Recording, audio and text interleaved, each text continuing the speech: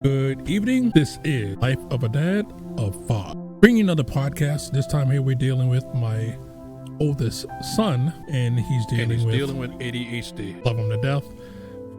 But he's the second born of my 5 children by my wife. Now I only have kids by one person.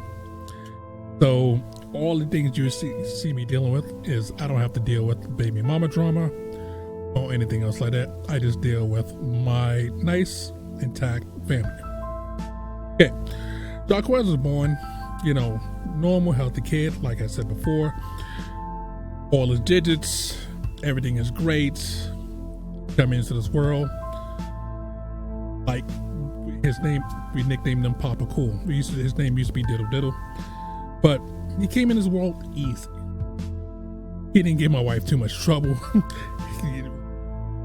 He was like, okay. We had a person that came into the room, a male nurse. His name is Art, and he's actually Art. The nurse Art has actually been the deliverer, not the deliverer, but the nurse of most of my kids, which is great. So, wife, like, how you doing? And he got everything correct. Helped Jaquez come into this world. So he's a child that started out with no troubles at all. Kid now, but he's a young adult now. So that he's basically always had a carefree attitude. He didn't get into too much trouble. He wasn't into drama. He wasn't into, having to, most kids are doing crazy stuff and everything else like that. Jaquez has always been calm, cool, collected, nice kid overall. When you meet him, he brings light always to any given situation. So it's like when you talk to Jaquez, intelligent, smart, brave.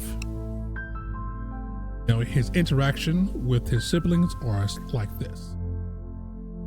With his older sister, of course, Jazz, we already explained the last time, doesn't really like everybody, but they get along fairly well. He really stays off his own, comes to his sister, he doesn't really bother his sister too much. Now, before it was always the pest, but now it's nice. It's relaxed. So,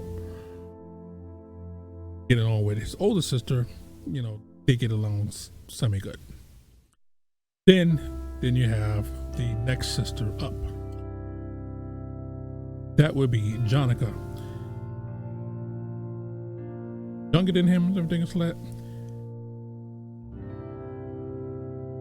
They get along with an attitude of they loving, he cares for her. If something happens, I've seen him run through hell and high water to do whatever's need to be done to make sure that she's okay.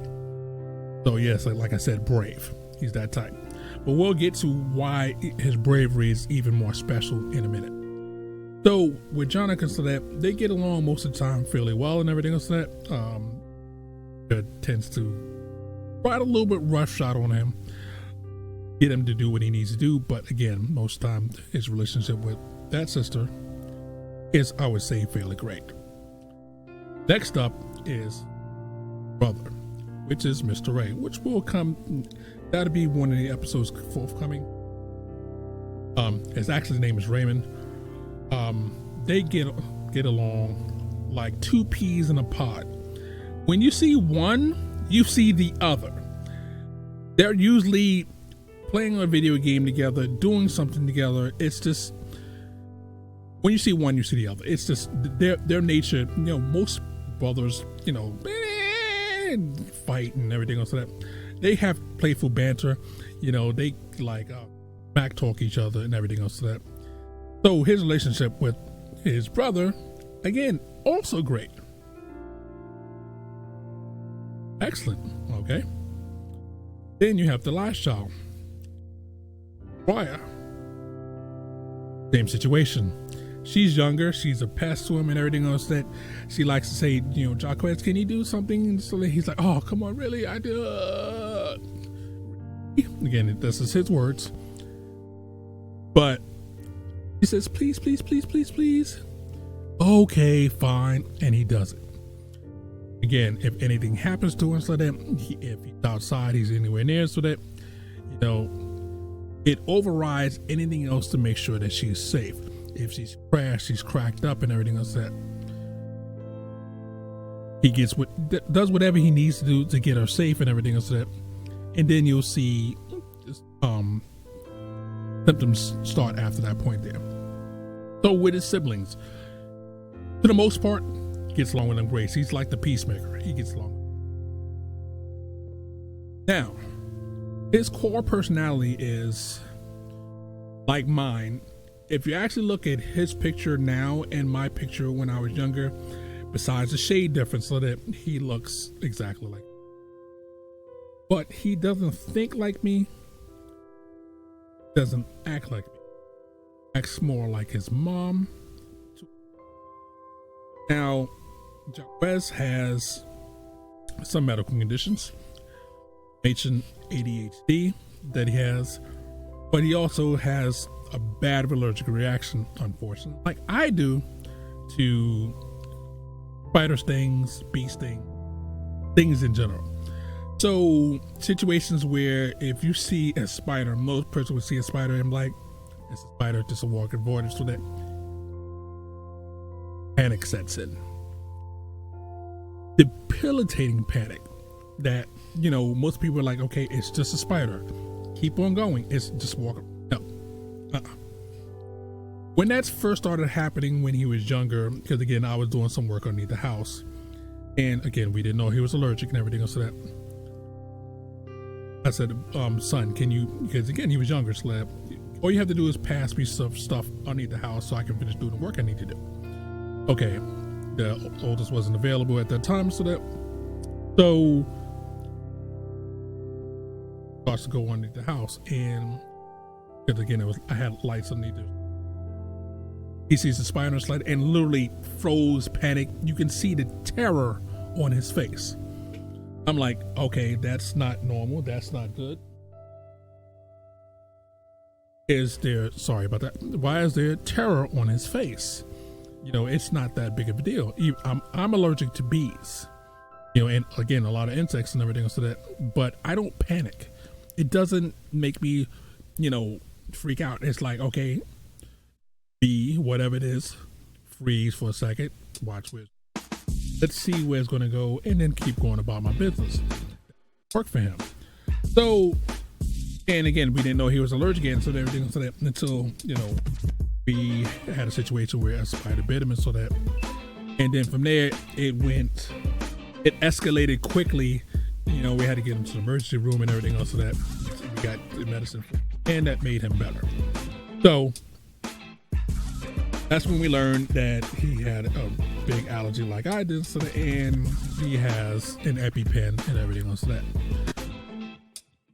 But in situations like that, again, let's say if his sister is in danger and a spider's around and everything else, so that he can push past that and help them, or his sister and everything else, bring him out the dangerous situation, even as a spider, whatever, so like that.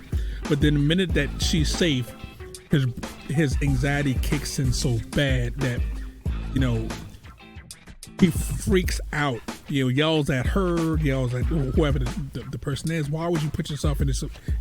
He just explodes with not rage, but his anxiety is so hard that he really can't control what he's saying, what he's doing.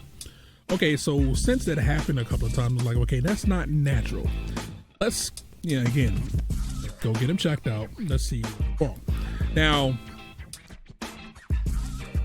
I knew something was wrong, but my wife was like, okay, no, it's fine. You know, he's just afraid of spiders. He got stung by one, or it, you know, made it hit the anxiety worse. I'm like, babe, but on certain other things, he's more anxious than I really think he needs to be. Like, he's fine. Okay. So, he was going through school and everything else today, and his grades has always been A and B. A and B. No problem. Except for when he was in regular school, it still was A and B until there was a test, meaning that if you ask him about a topic, he will give you a detailed list of everything in that topic that his knowledge remembers, and verbally be able to answer all your questions. Put that same thing in a written form with a clock attached to it, and all hell breaks loose. He'll sit there and fidgeting, you know, you can I've literally physically seen him get ill from tests and exams. And again, this was in the brick and mortar school. So, you know, we had already was pulling Jazz out of regular school. So it was like, well, you know, we could have pulled Jazz out and left him in regular school, but we seen what was going with that. And I was concerned, and I'm like, okay, well, you know, let's just pull both of them out. And so it was like, okay, no problem. We can see what's going with this. You know, we went in, started talking to counselors at school and stuff like that before we took him out of school. And again, his grades are great when there's no test. Then after the test, his grades would drop. Then he would slowly bring him back up by regular talking to the teacher, assignments, homework assignments. So his homework assignments, meaning that stuff he did with home, you know, again, not with my help, no one else to help, just him alone doing it, and bring his grades up. Test hit, grade falls. Slow, bring his grades up. Test hit, grades fall. So this was a pattern. Okay. So we brought him to homeschool, and again, his grades went back up to A's and B's almost all the time. The tests that he had, again, even though they were same tests that everybody else has in school, brick and mortar school, he has it at home, but there's no time associated with it. So a test that would normally take, test is set up for an hour, but when he's at home, he has as much time as he wants. So what usually happens is he'll start the test, do it for like 15-20 minutes. You'll see he start getting anxious, and me and my wife say, okay, boy, get up, walk around for a minute, take your brain off of it, and then go back. And as long as that was being done, A's, B's, everything is great, gravy. Then, and again, he has to talk to his teachers. You know, they have conference with him, video conference. You know, he has to submit lessons, and he has to do all work with the teachers and everything else that. So he's still talking to his teachers, doing everything else that a brick and mortar does. So, and his teacher's like, okay, you're confident when we have in Florida called the FCAT. I actually have changed it to a different name. I still call it the FCAT or the F crap because I think it's really crap, but that's another subject. But that's the end of the year thing that every student in Florida has to take. That test tells you if you can go to the next grade or not. Okay, so he takes the test. Now there's 5 levels. 3 is what you want to get to, meaning that you're proficient enough to go on to the next grade. 4 is you're excelling. 5 is, well, you're so freaking smart, you just whatever. Then you have 2 is, okay, you need a little bit of help. We can still pass you if all your grades are perfect. 1, if you have a 1, you have to repeat unless your grades are stellar. Okay. So, CAT comes in, summer comes around, F-grade grades come in. 2s all the way around in math, reading, writing.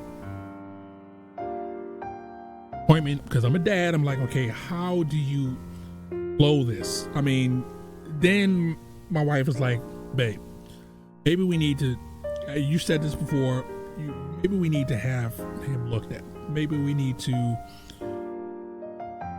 have him seen, checked out, see if there's something else going on that we're just not getting. Okay. So we do that. So they do run the battery of tests, check his eyesight, check his everything. Physically, he's fine. Then okay, well, maybe it's a mental thing. So counselors, they go see the counselors and they go over. Now, Again, these counselors are great at asking questions in a way that will elicit responses from your child and get information about that. So now I go in with them, and when they start asking, before even the questions even start, you can see the leg bounce. Excuse me, the hands move like he has tremors in his hands. And the gentleman was like, "Are you?" "Yeah." But the answers were very short. It was always a yeah or no. It was nothing long. There was no long, eloquent sentences like he does when he's at home with us, or when he's talking to his sisters, his brothers, and everything else to that, when he can be super loud, everything else to that. Okay, so he's a stranger. Okay. But still, these counselors are made that they're well versed on how to get your child comfortable, relax. Of course, they brought out crayons, they brought out books, they brought out all types of things to try to get this simple question and answer thing done the best they can, and everything else. So that, you know, the guy used all of his tools. Now, this assessment, because that's what they call it, intake assessment, normally takes an hour, because that's what they allow. Again, this is standard. They have this thing allotted for them. Okay, hours up. Questionnaire is only like 25, maybe 30% done. Okay, the gentleman said, okay, we have to, you know, because he has other patients coming inside there, I want to reschedule him for another time to finish this thing, and this time we'll allot a longer period of time. But I want you to bring him in again on another day, just to, you know, get him kind of used to me and everything else, and then we'll do it. So after coming in again, it's still the same, but it just was an assessment, just to him to talk to John. Then they actually did the assessment. Again, normally it would take an hour, especially if part of the assessment's done. It should have been all finished in an hour. It took another almost 3 hours to get that assessment complete and have all the questions filled in. Now, mind you, the man is sitting there observing not just the answers to the question, but Jaquez's demeanor. What would he do while the questions are being asked? Would he always look at me? What, you know, is he fidgeting? Is he moving around? Is he playing with the sticks in the room that he gives to him to try to make him calm? Just to see what he needed to do. Well, the long and the short is, the man just diagnosed him with, well, okay, he has ADHD, and he has a separate component, anxiety. So that makes it doubly hard. Now, I know from not from my personal experience, but experiences with my wife, because she has, again, bipolar, but also anxiety along with it, which I've seen her when she get anxious, and it literally, it can shut you down where you cannot function. Okay, so I'm like, okay, well, in my back of my mind, it's okay, well, I've had children with ADHD and everything else like that. Back in the old days, if you had ADHD, you bring the belt to their behind, they straighten them all out and everything else like that. You don't need all types of medication to deal with this. You just got to try to manage it and everything else like that. But it's different when it's just ADHD and the person has anxiety, because if you yell at them the wrong way, you can, I've literally broken my kids when I yell at them, not beat them, not, you know, anything physical. They doing something insanely stupid, and I said, what the F are you doing? You know you're not supposed to. And then from there, it's, or they're doing schoolwork and they're not doing it correctly, and I'm like, you know, and I get heated.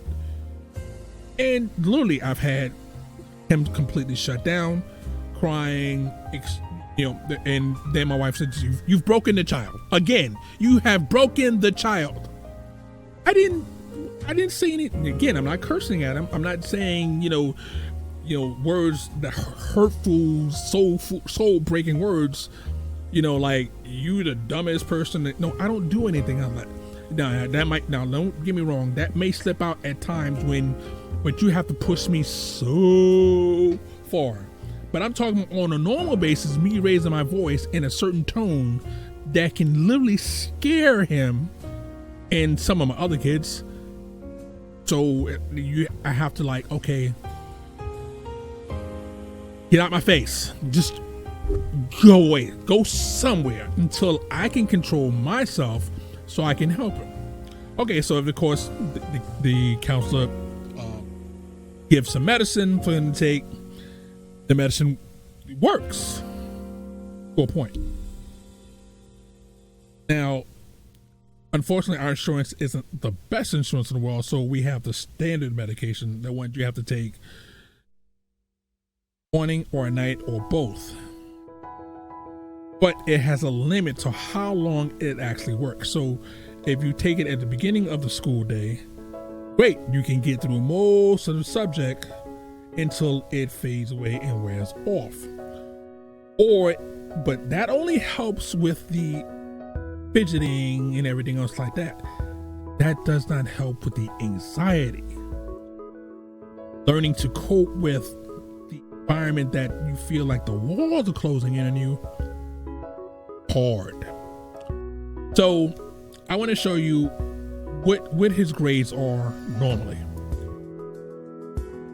Now, you can see what he's taking. Science, pre-algebra, language arts, history. Now, you see right here it says intensive reading. Again, this is a factor of him blowing the FCAT. Because if you're looking at his grade here, why would you need intensive reading? You don't. Because when he's normally doing his schoolwork and everything else like that, and he's on point like he's supposed to be, he can read it, understand it, comprehend it, write it, tell you everything about what the story is, what's missing, like the missing words, spelling is wrong, it doesn't sound right, the punctuation, all of that gets him. He got it. It's nothing to him until that test happens. Now, when he's doing the tests, again, when he's at home, he has all the time in the world. It's not a factor to him. It's like, okay, get anxious. He knows, he sees the signs. He'll get up, walk around, or say, Dad, because again, I watch him say, okay, well, you need to be doing your schoolwork. Dad, I need a break. Or he'll stop and he'll be watching a video and I'm like, okay, why? Your schoolwork ain't done. What? Then I'm taking a break. Okay. Again, it still takes me a minute. My first reaction is, you're in school, you should be doing schoolwork. Then I remember, okay, no, he's taking a break so his brain don't explode. That's what happens. This is stuff that you have to deal with. Okay, so I'm going to go into what the disorder is, like I did with my daughter. So you can have a clue, go to the symptoms of it. Now, this is behavior that people can have. They can have aggression, excitability, fidgeting, hyperactivity. Okay, and actually, let me just break this down slowly. The behavior can be aggression. Now, we already covered the aggression part where, as an example, my youngest daughter put herself in situations for that where she was getting bit up and everything else, so that he got the fire ants off her and everything else, so that, and he was mad. He was, why would you put, he was acting tough. Again, this is the marshmallow. This boy he doesn't show aggression under normal circumstances. He doesn't get mad for no reason. But in this case, since he got so panicked, you've seen aggression come out. So that's one of the things when you have attention deficit disorder and anxiety. Okay. Next up, excitability.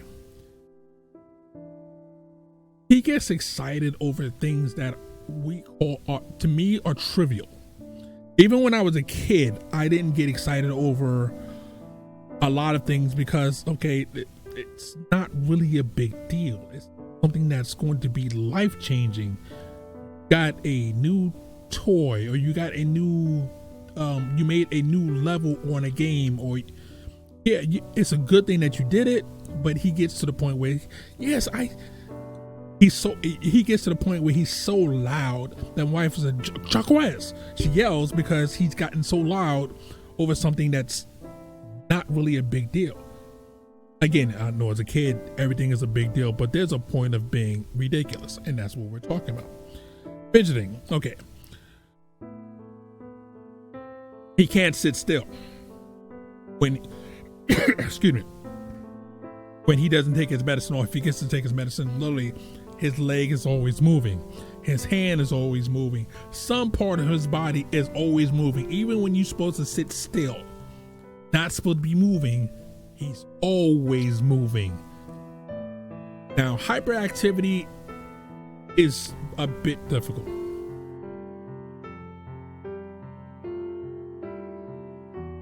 He doesn't have it in the standard sense, meaning that he's got to be here, got to be there, got to be here, got to be there. It only affects the hyperactive things so that when he needs to get a deadline, then from there it's like, I gotta get this done. I gotta all the stuff I gotta do. I gotta calm down, relax.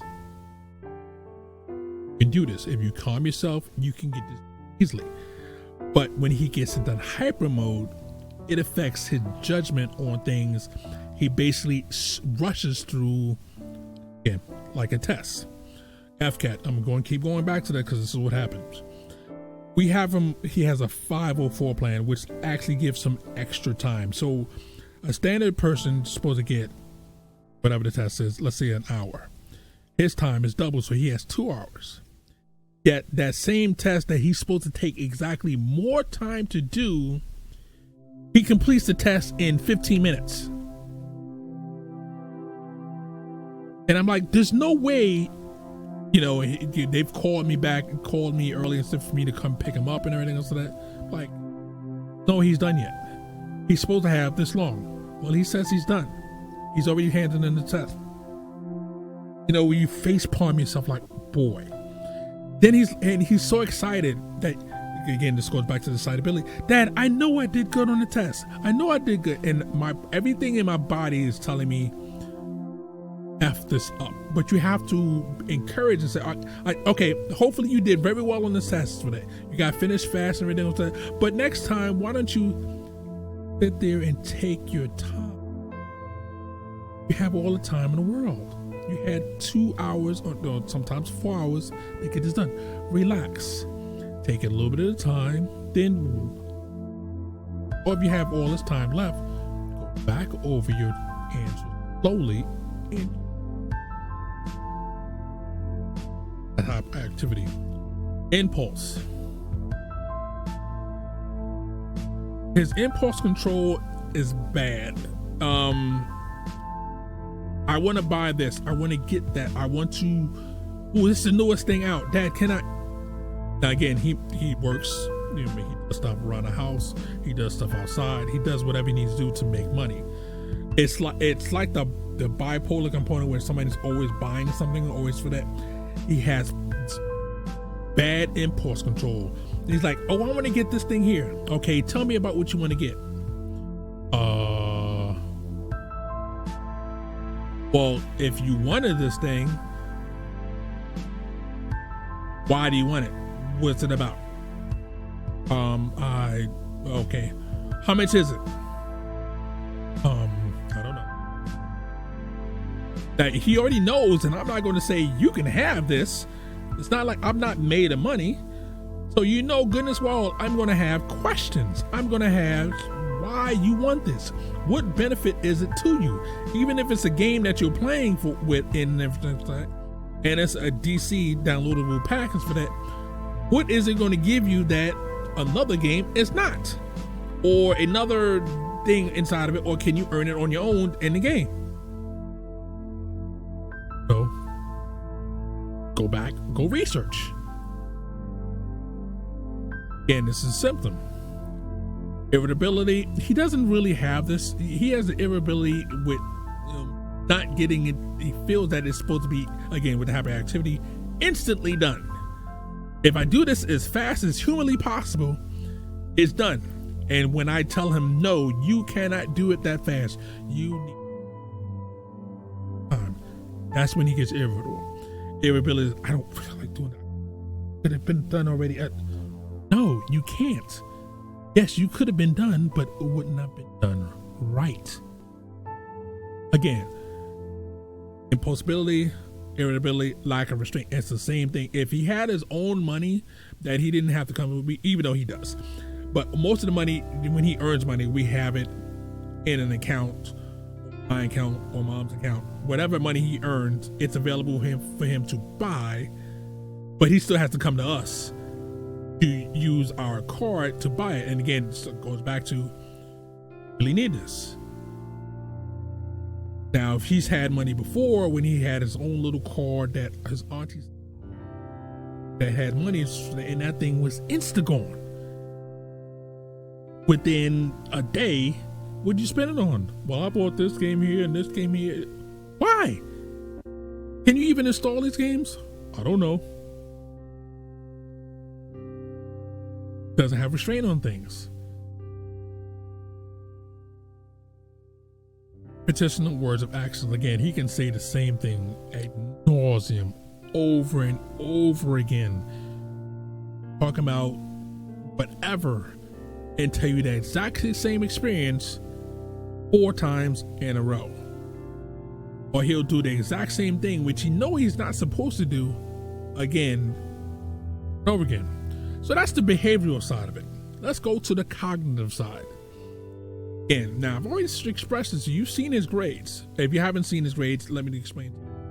His grades are almost all A's and B in like smart, super smart, can get most things in no time at all. The problem becomes that absent-mindedness, you know you're supposed to turn in an assignment. You've done the assignment. Forget that you didn't turn in the assignment. I have had this thing with his teacher where I know he did the assignment because literally he talked me through what he did with the assignment. I was like, I know he did, ma'am, I know he did the assignment. You can't tell me he didn't do the assignment because I know he did it. Well, I don't have it submitted to me. Okay, hold on. Darquez, did you submit that assignment? I think I did. Go on the computer, check. No. So I've literally had teachers be flooded with 5, 6 assignments in a day that he's already completed that he has not submitted. Prime example right now, he's a couple of assignments in science that need to be submitted, which I know he actually did with the teacher. The teacher said he did this, we did this in class the other day. He didn't submit it. Difficulty focusing. Even, okay, the boy loved video games. If you take a video game away, you've heard his heart. He's good. Then forgets the basic controls on, wait a minute, what am I supposed to be doing? Oh yeah, I forgot. Forgetfulness, the same thing, paying attention.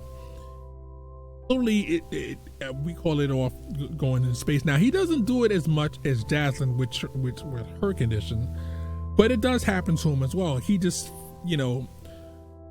he's flighty. It's, I'm doing this and then the next minute I'm doing this. He doesn't stay in a video game for, before he switches over to the next video game, before he switches over to the next video game in the same day. Whereas I have a video game, I've been playing the same video game for 5 years, 4 years on one, 6 years on the other. Same game. I might buy, again, a DC pack or DLC to downloadable content, but literally it's the same game. It's a little bit different tank or it's a little bit of different ship, but the end goal on how it works is virtually the same. No, not him. Too much.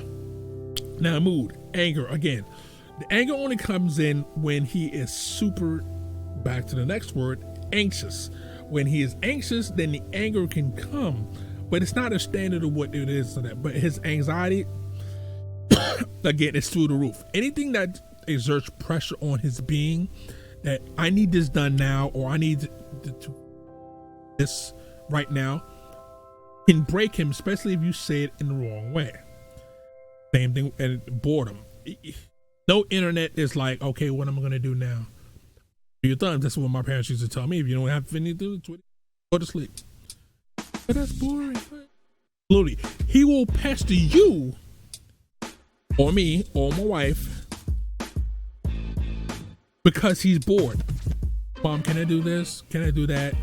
Ask the same question again 100 different ways a Sunday because he's bored, because we've punished him for can't get a computer because you haven't done what you need to do, whatever the thing is. So that, and again, we've already covered the excitement that if his mood, super excited over something that's, I've just finished the mission. That was a simple mission. I know, but yet he's still super excited over something. It is. Mood swings he doesn't really have. That's the one thing he doesn't have. His mood doesn't swing back and forth unless some external force forces it. Meaning that if he's calm, if he's not angry and anything else like that, but if a spider comes down in front of him, okay, he's gonna get super frightened, run away, and then get mad. It has to be something external to shift his mood back and forth. He doesn't get depressed mostly, and again, this is of course a learning disability, because when you have everything going completely haywire in your brain, you cannot do what you need to do for the assignment that's right in front of you. He's got to find a way to manage his time. So that's the thing. That's what you have to look at. You have to. This is a disease that is really difficult to diagnose, and a lot of people look over it like, hey, he's being a kid. No, there's specific markers that you see that I've just went through. I gave you plenty of examples that tell you need to look. You need to, again, now my brain works because I'm so stoic most of the time. I don't say a lot of words. I don't talk a lot unless I really have something to say, or if I know exactly what I'm doing to express to people.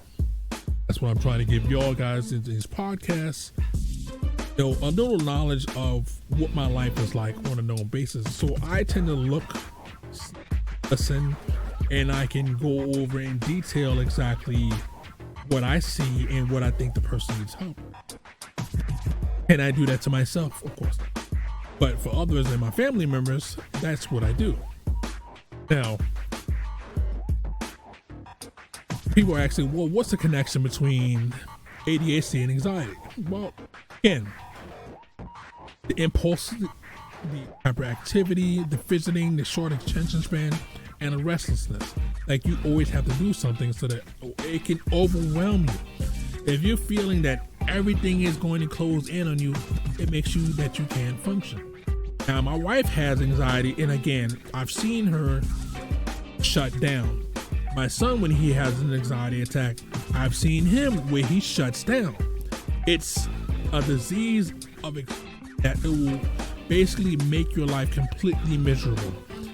You're like, it's like you, again, if you've ever seen a crack addict on the street, this is what anxiety can do to you, make you so fidgety that you cannot function. You look like you're moving all the time, like you have Tourette's or something like that, because it's got you in its hold at that point.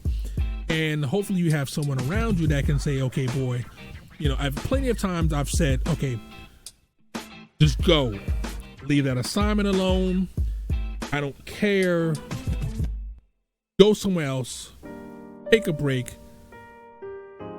When he didn't recognize, now he's starting to get to the point now where he's recognizing that. Again, that's why I got to learn for myself to say, okay, when he's on the game, not to jump at him right away, but to ask in a calm voice, why are you on that right now? You know you're supposed to be in schoolwork. And, you know, if I do it that way, he'll be like, okay, well, Dad, I'm taking a break, you know. But again, being a dad, being that you want your kids to succeed, being that you want them to get their schoolwork done before they do other stuff, sometimes it's hard to recognize that. Like, you have to try to say, okay, you know, hard to say take a break, when most of the time that's the opposite. You tell your student or your kids to say, okay, sit down, buckle down, get your work done first, and then go out and play. In this case here, you can't do that. You have to make time, tell them, I love you, but you need to go do something else for a little bit, especially when they don't recognize it for themselves. You have to be able to say, okay, well, no, you cannot buy that, or you cannot get that, or you don't need to have that right now. Even though it's something you want, come ask me in a couple of days. And I do that a lot. I'll tell them, come ask me about it in a couple of days. Look it up, find out what it is that you want to buy and everything else of that, out of your money that you earned, and then from there, so that I'll get it for you, or maybe at a later date. And then from there, you can see the stuff that he actually wants and the stuff that just caught his eye for a second. Like, I don't know why I wanted that. That game or that thing is, it's bad. How did that? Because you had that. You have to learn to see the signs when they're in that mood to say, and again, as a dad, as a parent, you got to be like, you have to thread that line, because you don't want to be like, okay, well, Johnny, you can get anything you want. Go ahead, it's fine. No, you don't. Then that feeds the opposite way, instead of it gives them the, okay, well, hey, I can get anything. Again, even if I had all the money in the world, I would still be the same way. I would still be like, okay, why do you need that? Explain to me why. Explain to me why you need to walk to a certain place. Explain to me why you need to do this project or whatever the thing is. ADHD and anxiety, you have to learn to make the person slow down. Now you got to there's a fine line though, because if you tell them to slow down and after that while they get used to, well, they told me to go slow, told me not to worry about it and everything else, and then from there they'll fall into the other trap that everything will drop because they're going so slow, and then you have to push them. Okay, you went too slow, you got to push them ahead faster, and then they start screwing up. So it's a balance. You're on the tightrope between, you know, tell them to slow down and tell them to speed back up. You're basically a traffic cop. Stop, go, stop, go, stop, go. No, stop, no, stop. Okay, go ahead slowly, proceed. At times you have to slowly forward when they've learned that, okay, I'm supposed to stop. Because then they're afraid to go forward. Am I going to mess this up? Am I going to go too fast? And balance. It's something that you unless you have a child with ADHD, I wouldn't wish this on anybody. And none of these things that my kids said I would wish on anybody. But Dad, have any choices? You have to cope. You have to them fine. You can push through this. You can do this. You are loved, you are respected, you are cared for. Burnett, we can happen. We're here. This is what you have to look forward to. Now I know right now, perfect. This is almost, they're going to drop soon. Why? Because I'm already hearing calls coming in that, you know, some assignments again done, has some things that need to be done. He's passed. So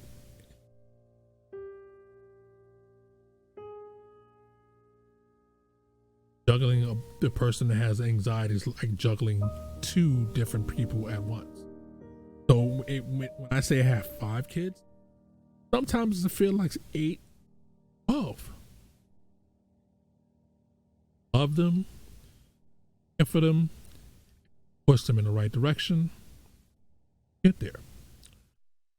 Well, this is Warp 103 saying, I hope you enjoyed the podcast and everything else today. If you're watching me live and everything else today, again, these are you can see the sites that I went to and everything else today to give you some of the things that you can learn more about. I will put some of these into the description of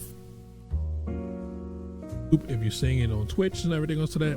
Again, this is what I deal with on a daily basis. I so appreciate you guys coming through podcast or seeing me on Twitch or on Facebook or on YouTube. All of my things are all under Warp 103. But if you look up Warp 103 under most of the things for that, you will see it come up. Hopefully you enjoy the rest of your day. The next one up is going to be covering my middle child sitting over here, even though she should be in her bed sleeping. Fortunately, she has insomnia like I do. And it's Miss Jonica Lee. But until then, hopefully you guys will have a pleasant evening, and we'll catch you on the next one.